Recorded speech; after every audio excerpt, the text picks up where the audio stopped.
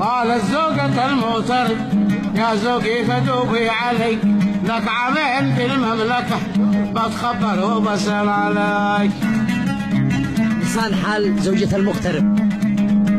لك عامين في المملكة بتخبر وبسأل عليك، كل من لا سقي جربته وانت جربتك ما سقاك.